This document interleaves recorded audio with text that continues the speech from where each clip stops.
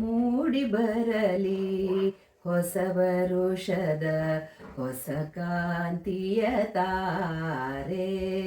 ಸಾಗಿ ಬರಲಿ ಮೇಲಿನಿಂದ, ಸಾಗಿ ಬರಲಿ ಮೇಲಿನಿಂದ ಹೊಸ ಬೆಳಕಿನ ಧಾರೆ.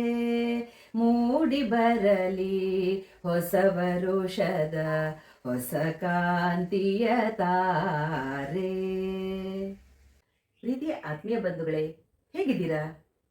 ನಿಮಗೆಲ್ಲರಿಗೂ ಹೊಸ ವರುಷದ ಶುಭಾಶಯಗಳನ್ನು ತಿಳಿಸ್ತಾ ಇವತ್ತು 2025ಕ್ಕೆ ನಾವು ಬಾಯ್ ಬಾಯ್ ಅಂತ ಹೇಳಿ 2026ರ ಕ್ಯಾಲೆಂಡರ್ ಹೊಸ ವರ್ಷಕ್ಕೆ ಕಾಲಿಟ್ಟಿದ್ದೀವಿ. ಹೊಸ ವರ್ಷದ ದಿನ ಏನಾದರೂ ಒಂದು ಹೊಸದನ್ನು ಮಾಡಬೇಕು ಅನ್ನೋ ಒಂದು ಯೋಚನೆ ಬಂತು. ಅದಕ್ಕಾಗಿ ನಿಮ್ಮ ಮುಂದೆ ನಾನಿವತ್ತು ಒಂದು ಹೊಸ ರೀತಿಯ, ಅಂದರೆ ನಾನು ಮಾಡ್ತಿರೋದೇನು ತುಂಬ ಹೊಸದಲ್ಲ, ಆದರೆ ನಿಮಗೆ ಅದನ್ನು ಹೊಸದಾಗಿ ತೋರಿಸೋಣ ಅನ್ನೋ ಒಂದು ಉದ್ದೇಶದಿಂದ ನಾನು ಮಾಡ್ತಾ ಇದ್ದೀನಿ. ಇವತ್ತು 2026 ಜನವರಿ 1ನೇ ತಾರೀಕು, ಹೊಸ ಕ್ಯಾಲೆಂಡರ್ ವರ್ಷದ ಆರಂಭ. ನಾನು ಹೊಸ ವರ್ಷದಂದು ನಿಮಗೆ ಒಂದು ವಾರದ, ಅಂದರೆ ಒಂದು ಸಪ್ತಾಹ, ಒಂದು ವಾರದ ದೋಸೆ ಸಪ್ತಾಹ ಅಂತ ಮಾಡೋಣ ಅಂತ ನಿರ್ಧಾರ ಮಾಡಿ ಇವತ್ತು ಮೊದಲನೇದಾಗಿ ಉದ್ದಿನ ದೋಸೆ, ಅಂದರೆ ಮಾಮೂಲಿ ದೋಸೆ, ಎಲ್ಲರಿಗೂ ಗೊತ್ತಿರುವಂತಹ, ಎಲ್ಲರೂ ಮನೆಯಲ್ಲಿ ಮಾಡುವಂತಹ ಒಂದು ಉದ್ದಿನ ದೋಸೆಯಿಂದ ಶುರು ಮಾಡ್ತಾ ಇದ್ದೀನಿ. ಯಾಕಂದರೆ ಸಾಮಾನ್ಯವಾಗಿ ಉದ್ದಿನ ದೋಸೆನ ದೋಸೆಗಳ ರಾಜ ಅಂತ ಕರೀತಾರೆ. ಆ ಉದ್ದಿನ ದೋಸೆಯಿಂದ ನೀವು ವಿವಿಧ ರೀತಿಯ ದೋಸೆಗಳನ್ನು ಮಾಡ್ಕೋಬೋದು. ಅಂದರೆ ಮಸಾಲೆ ದೋಸೆ ಮಾಡ್ಬೋದು, ಸೆಟ್ ದೋಸೆ ಮಾಡ್ಬೋದು, ಪೇಪರ್ ದೋಸೆ ಮಾಡ್ಬೋದು, ಯಾವ್ದು ಬೇಕಾದರೂ ಮಾಡ್ಕೋಬೋದು. ಹಾಗಾಗಿ ಮೊದಲನೇ ದಿನ, ಅಂದರೆ ಹೊಸ ವರ್ಷದ ಮೊದಲನೇ ದಿನ ನಾನು ಉದ್ದಿನ ದೋಸೆಯ ಮೂಲಕ ಶುರು ಮಾಡೋಣ. ಅಯ್ಯೋ, ಅದ್ಯಾರಿಗೆ ಗೊತ್ತಿಲ್ಲ ಉದ್ದಿನ ದೋಸೆ, ನಾವೆಲ್ಲ ಎಷ್ಟೋ ವರ್ಷಗಳಿಂದ ಮಾಡ್ಕೊಂಡು ಬಂದಿದ್ದೀವಿ ಅಂತ ನೀವು ಹೇಳ್ಬೋದು, ಅಥವಾ ಕೆಲವರು ಅನ್ಕೋಬೋದು. ನಿಜ, ಪ್ರತಿಯೊಂದು ಅಡುಗೆನೂ ತಲೆ ತಲಾಂತರಗಳಿಂದ ಬಂದಿರೋದು. ನಾವೇನು ಇವತ್ತದನ್ನು ಕಂಡು ಹಿಡಿದಿದ್ದೀವ? ಒಂದು ಹುಳಿ ಅನ್ಕೊಳ್ಳಿ, ಒಂದು ಪಲ್ಯ ಅನ್ಕೊಳ್ಳಿ, ಒಂದು ಕರಿ ಅನ್ಕೊಳ್ಳಿ, ಅಥವಾ ಇನ್ಯಾವುದೇ ಒಂದು ತಿಂಡಿನೇ ಅನ್ಕೊಳ್ಳಿ, ಅದನ್ನು ನಾವು ಇವತ್ತು ಕಂಡು ಹಿಡಿದಿದ್ದೀವ? ನಮ್ಮ ಅಜ್ಜ ಅಜ್ಜಿ ಮುತ್ತಜ್ಜಿ ಅವ್ರ ಕಾಲದಿಂದ ಮಾಡ್ಕೊಂಡು ಬಂದಿರುವಂಥದ್ದನ್ನು ನಾವು ಮುಂದುವರಿಸ್ಕೊಂಡು ಹೋಗ್ತಾ ಇದ್ದೀವಿ. ಅದನ್ನು ಒಂದು ಸ್ವಲ್ಪ ಬದಲಾಯಿಸ್ಕೊಂಡು ನಮಗೆ ಬೇಕಾದ ರೀತಿಯಲ್ಲಿ ನಾವು ಮಾಡ್ಕೊಂಡು ಹೋಗ್ತಾ ಇದ್ದೀವಿ. ಅದೇ ರೀತಿ ಎಷ್ಟೋ ಈಗದ ಯಂಗ್ ಜನರೇಷನ್, ಅಂದರೆ ಯುವ ಪೀಳಿಗೆಯಲ್ಲಿ ಅನೇಕರಿಗೆ ಅಡುಗೆ ಗೊತ್ತಿರಲ್ಲ. ಅಂಥವ್ರಿಗೆ ಏನಾದರೂ ಉಪಯೋಗ ಆಗತ್ತೆ. ಅವ್ರು ಯಾವಾಗಲಾದರೂ ಅದನ್ನು ನೋಡುವಾಗ ಹೇಗಪ್ಪ ಮಾಡೋದು ಅಂತ ನೋಡುವಾಗ ತಿಳ್ಕೊತಾರೆ ನೋಡಿ ಅನ್ನೋ ಒಂದು ಉದ್ದೇಶದಿಂದ ನಾನಿವತ್ತು 7 ದಿನ 7 ದೋಸೆಗಳು, ಅಂದರೆ ದೋಸೆಯ ಸಪ್ತಾಹ ಮಾಡ್ತಾ ಇದ್ದೀನಿ. ಅದರಲ್ಲಿ ನಿಮಗೆ ದಿಢೀರಂತ ಮಾಡೋ ದೋಸೆ ತೋರಿಸ್ತೀನಿ, ಅಥವಾ ಹಿಂದಿನ ದಿವಸ ರುಬ್ಬಿ ಇಟ್ಟು ಬೆಳಗ್ಗೆ ಹುಳಿ ಬಂದ ಮೇಲೆ ಅದನ್ನು ಮಾಡೋ ರೀತಿ ಹೇಗೆ ಅನ್ನೋದನ್ನು ತೋರಿಸ್ತೀನಿ. ಈ ಥರ 7 ದಿನಗಳಲ್ಲಿ 7 ವಿಧದ ದೋಸೆಗಳನ್ನು ತೋರಿಸ್ತಾ ಇದ್ದೀನಿ. ಮೊದಲನೇದಾಗಿ ನಾವು ಉದ್ದಿನ ದೋಸೆ ಹೇಗೆ ಮಾಡೋದು, ಅದಕ್ಕೆ ಏನು ನೆನೆಸ್ಬೇಕು ಅನ್ನೋದನ್ನು ನೋಡ್ಕೊಂಡು ಬರೋಣ. ನಾವು 1 ಕಪ್ ಉದ್ದಿನಬೇಳೆ ತಗೊಂಡಿದ್ದೀವಿ. ಹಾಗೆ 4 ಕಪ್ಪಷ್ಟು ದೋಸೆ ಅಕ್ಕಿ ತಗೋತೀನಿ. ನಾನು ದೋಸೆ ಅಕ್ಕಿ ಎಲ್ಲಿದೆ ಹಾಕ್ತೀನಿ, ನೆನೆಸುವಾಗ ತೋರಿಸ್ತೀನಿ.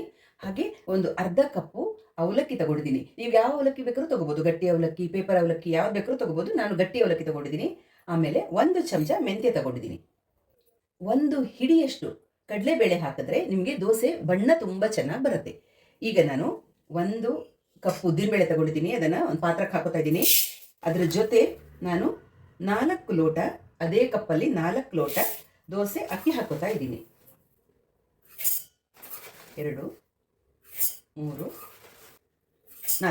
4 ಲೋಟ ದೋಸೆ ಅಕ್ಕಿ ಹಾಕ್ಕೊಂಡಿದ್ದೀನಿ.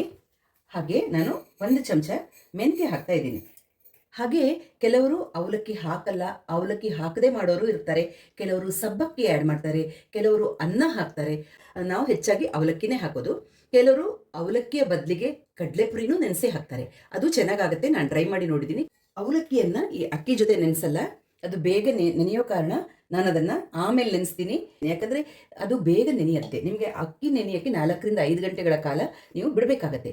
ನಾನು ಇದ್ರ ಜೊತೆ ನಾನು ಒಂದು ಚಿಕ್ಕ ಚಮಚದಲ್ಲಿ 2 ಚಮಚ ಆಗುವಷ್ಟು ಕಡಲೆಬೇಳೆ ಹಾಕಿದ್ದೀನಿ. ನೀವು ಬೇಡ ಅಂದರೆ ಹಾಕ್ಕೊಳ್ಳೋದೇನೂ ಇರ್ಬೋದು. ನಿಮಗೆ ಕಡಲೆಬೇಳೆ ಹಾಕಿದಾಗ ದೋಸೆಯ ಬಣ್ಣ ಚೆನ್ನಾಗಿ ಬರುತ್ತೆ. ಹಾಗೆ ಮಸಾಲೆ ದೋಸೆ ಮಾಡಿಕೊಂಡ್ರೆ ನಿಮಗೆ ಅದು ಕಲರ್, ಅದೇ ಬಣ್ಣ ತುಂಬ ಚೆನ್ನಾಗಿ ಬರುತ್ತೆ. ಅದಕ್ಕಾಗಿ ನಾನು ಕಡಲೆಬೇಳೆ ಹಾಕಿದ್ದೀನಿ.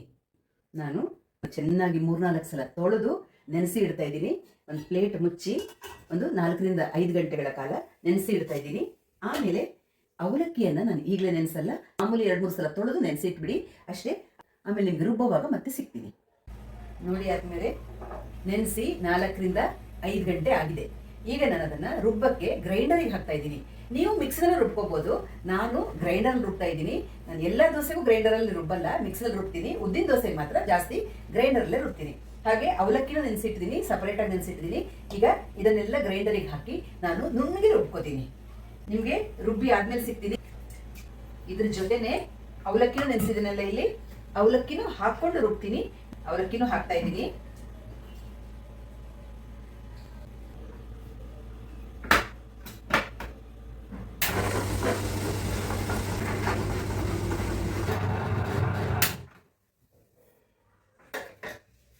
ರುಬ್ಬಿ ಆಯ್ತು ದೋಸೆ.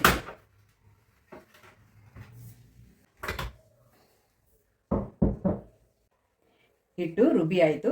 ಈಗ ಪಾತ್ರಕ್ಕೆ ಟ್ರಾನ್ಸ್ಫರ್ ಮಾಡ್ತೀನಿ. ಕಲ್ಲಲ್ಲಿ ಜಾಸ್ತಿ ಹಿಡ್ಕೊಂಡಿರುತ್ತೆ, ಅದು ತೆಕ್ಕೋಬೇಕು ಫಸ್ಟು.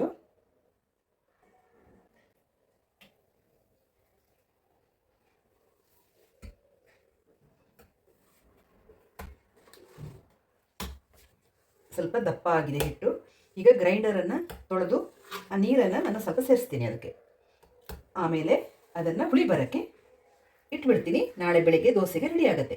ನೀವು ಉಪ್ಪನ್ನು ಸೇರಿಸಿನೂ ಮಿಕ್ಸ್ ಮಾಡಿ ಇಟ್ಬಿಡ್ಬೋದು. ನಾನು ಉಪ್ಪನ್ನು ಬೆಳಗ್ಗೆ ಸೇರಿಸ್ಕೊತೀನಿ. ಈಗ ಚಳಿಗಾಲದಲ್ಲಿ ಆ್ಯಕ್ಚುಲಿ ಉಪ್ಪು ಸೇರಿಸಿದ್ರೆ ಸ್ವಲ್ಪ ಬೇಗ ಹುಳಿ ಬರುತ್ತೆ ಅಂತಾರೆ. ಕೆಲವರು ಈಗಲೇ ರುಬ್ಬಿದ ತಕ್ಷಣ ಉಪ್ಪು ಸೇರಿಸಿನೇ ಇಟ್ಬಿಡ್ತಾರೆ. ನಾನು ಸ್ವಲ್ಪ ನೀರು ಸೇರಿಸಿದ್ದೀನಿ. ನೀರು ಸೇರಿಸಿ ಅದನ್ನು ಹಿಟ್ಟಿಗೆ ಸೇರಿಸ್ತಾ ಇದ್ದೀನಿ.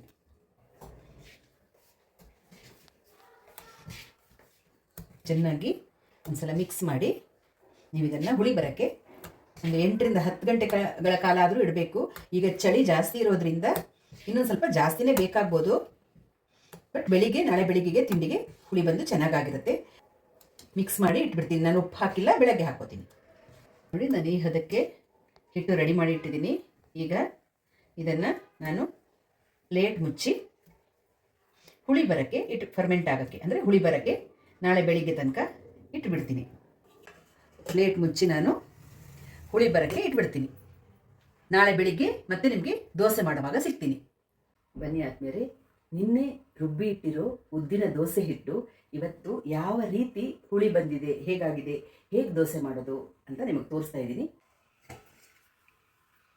ನೋಡಿ, ಹಿಟ್ಟು ಯಾವ ರೀತಿಯಾಗಿ ಹುಳಿ ಬಂದಿದೆ ಅಂತ ನೋಡಿ. ಹಿಟ್ಟು ಹುಳಿ ಬಂದಿದೆ, ಚೆನ್ನಾಗಿ ಹುಳಿ ಬಂದಿದೆ. ಸೆಕೆಗಾಲದಲ್ಲಿ ನಿಮಗೆ ಇನ್ನೂ ಜಾಸ್ತಿ ಬರುತ್ತೆ. ನೋಡಿ, ಹಿಟ್ಟು ಈ ಥರ ಆಗಿದೆ. ನಾನು ಉಪ್ಪು ಸೇರಿಸಿಲ್ಲ, ಇದಕ್ಕೆ ಉಪ್ಪು ಸೇರಿಸಿ ಉಪ್ಪು ಜೊತೆಲಿ 1 ಚಮಚ ಸಕ್ಕರೆ ಸೇರಿಸ್ತೀನಿ. ಆಗ ನಿಮಗೆ ಬಣ್ಣ ತುಂಬ ಚೆನ್ನಾಗಿ ಬರುತ್ತೆ. ನೋಡಿ, ನಾನು ಉಪ್ಪು ಸೇರಿಸ್ತಾ ಇದ್ದೀನಿ ದೋಸೆ ಹಿಟ್ಟಿಗೆ. ಅದ್ರ ಜೊತೆ 1 ಚಮಚ ಸಕ್ಕರೆ ಸೇರಿಸ್ತಾ ಇದ್ದೀನಿ. ನಾನು ತುಂಬ ಸಣ್ಣ ಸ್ಪೂನ್ ಇದು, ಅದಕ್ಕೆ 1 ಚಮಚ ಸಕ್ಕರೆ ಸೇರಿಸಿದ್ದೀನಿ. ಈಗ ಚೆನ್ನಾಗಿ ಮಿಕ್ಸ್ ಮಾಡ್ಕೊಳ್ತಾ ಇದ್ದೀನಿ. ಉಪ್ಪು ಸಕ್ಕರೆ ಎಲ್ಲ ಚೆನ್ನಾಗಿ ಹೊಂದ್ಕೊಳ್ಳಿ. ಅಷ್ಟೊತ್ತಿಗೆ ನಾನು ಚಟ್ನಿಗೆ ರೆಡಿ ಮಾಡ್ಕೊತೀನಿ. ಚಟ್ನಿಗೆ ನಾನೇನು ಇವತ್ತು ಪ್ಲೇನ್ ಚಟ್ನಿ ಮಾಡ್ತಾಯಿದ್ದೀನಿ, ಏನೂ ಹಾಕ್ತಾಯಿಲ್ಲ, ಬರೀ ಕಾಯಿ ಚಟ್ನಿ. ಕಾಯಿ, ಹಸಿಮೆಣಸಿನಕಾಯಿ, ಕೊತ್ತಂಬರಿ ಸೊಪ್ಪು, ಸ್ವಲ್ಪ ಹುಣಸೆ ಹಣ್ಣು, ಜೊತೆಯಲ್ಲಿ ರುಚಿಗೆ ತಕ್ಕಷ್ಟು ಉಪ್ಪು, ಒಂದು ಅರ್ಧ ಚಮಚ ಸಕ್ಕರೆ, ಇಷ್ಟನ್ನು ಹಾಕಿ ನಾನು ಚಟ್ನಿ ಮಾಡ್ಕೊಂಡು ಬರ್ತೀನಿ. ಈಗ ಚಟ್ನಿ ರೆಡಿಯಾಗಿದೆ, ಹಾಗೆ ದೋಸೆ ಹಿಟ್ಟು ರೆಡಿ ಇದೆ. ಈಗ ದೋಸೆ ಮಾಡೋಕ್ಕೆ ಶುರು ಮಾಡೋಣ. ಗ್ಯಾಸ್ ಆನ್ ಮಾಡಿ ನಾನು ತವ ಬಿಸಿಗಿಡ್ತಾ ಇದ್ದೀನಿ. ಮೊದಲು ತವಕ್ಕೊಂದು ಸ್ವಲ್ಪ ಎಣ್ಣೆ ಹಚ್ಕೊಳ್ಳೋಣ.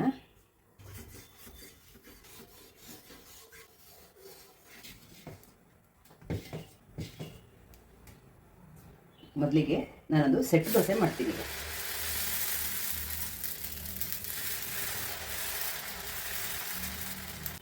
ಅದಕ್ಕೆ ನಾನೊಂದು ಸ್ವಲ್ಪ ತುಪ್ಪ ಹಾಕ್ತಾ ಇದ್ದೀನಿ. ಮುಚ್ಚಿಟ್ಟು ಬೇಯಿಸಬೇಕು.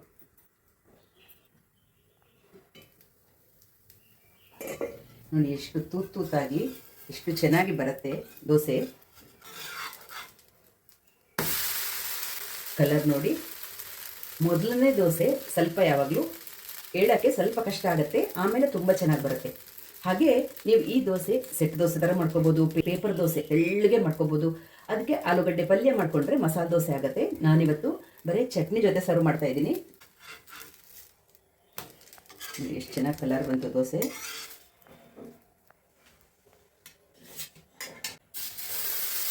ಈಗ ಒಂದು ಪೇಪರ್ ದೋಸೆ ಮಾಡೋಣ.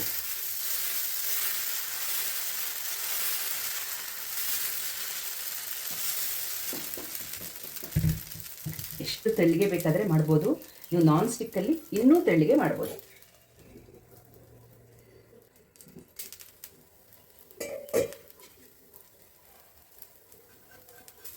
ನೋಡಿ, ಪೇಪರ್ ಥರ ನಿಮಗೆ ಕ್ರಿಸ್ಪಿ ಬೇಕಾದರೂ ಮಾಡ್ಕೋಬೋದು, ಇಲ್ಲ ಸಾಫ್ಟ್ ಬೇಕಂದರೆ ಸಾಫ್ಟಾಗೂ ಮಾಡ್ಕೋಬೋದು.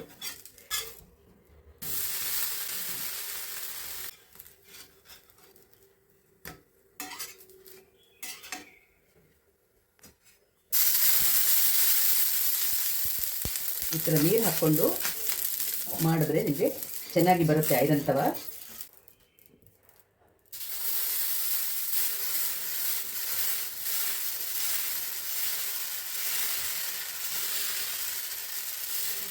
ಬೇಕಾದರೆ ಎಣ್ಣೆನೂ ಹಾಕ್ಕೋಬೋದು, ತುಪ್ಪನೂ ಹಾಕ್ಕೋಬೋದು. ನಾನು ತುಪ್ಪ ಬಿಸಿ ಮಾಡ್ಕೊಂಡು ತುಪ್ಪ ಹಾಕ್ತಾ ಇದ್ದೀನಿ.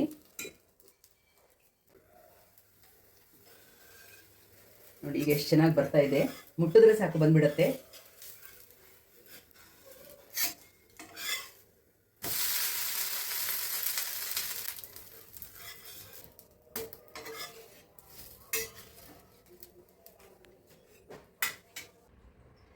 ನೋಡಿ ಆದ್ಮೇಲೆ ದೋಸೆ ರೆಡಿಯಾಗಿದೆ.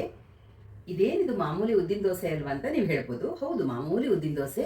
ಒಂದು ವಾರ 7 ವಿಧದ ದೋಸೆ ತೋರಿಸುವಾಗ ದೋಸೆಗಳ ರಾಜ ಆಗಿ ಉದ್ದಿನ ದೋಸೆ ತೋರಿಸದೇ ಇದ್ರೆ ಹೇಗೆ ಅಂತ ನಾನು ಉದ್ದಿನ ದೋಸೆ ತೋರಿಸಿದ್ದೀನಿ. ತುಂಬ ಚೆನ್ನಾಗಿ ಸಾಫ್ಟಾಗಿ ಬಂದಿದೆ. ಹೀಗೆ ರುಚಿಕರವಾದ ಆರೋಗ್ಯಕರವಾದ ದೋಸೆಯನ್ನು ನೀವು ಮಾಡ್ಕೊಳ್ಳಿ ಅಂತ ಹೇಳ್ತಾ, ನಾಳೆ ಇನ್ನೊಂದು ದೋಸೆಯೊಂದಿಗೆ ಮತ್ತೆ ಸಿಗೋಣ. ದೋಸೆಯ ಸಪ್ತಾಹದಲ್ಲಿ 7 ವಿಧದ ದೋಸೆಗಳನ್ನು ನಾವು ಮಾಡೋಣ ಅಂತ ಹೇಳ್ತಾ ಸಿಗೋಣ ಮುಂದಿನ ವಿಡಿಯೋದಲ್ಲಿ. ಅಲ್ಲಿ ತನಕ ರಾಯರು ನಿಮ್ಮೆಲ್ಲರನ್ನ ಚೆನ್ನಾಗಿಟ್ಟಿರಲಿ ಅಂತ ಪ್ರಾರ್ಥಿಸ್ತಾ ಸಿಗೋಣ. ಧನ್ಯವಾದಗಳು. ನಮಸ್ಕಾರ.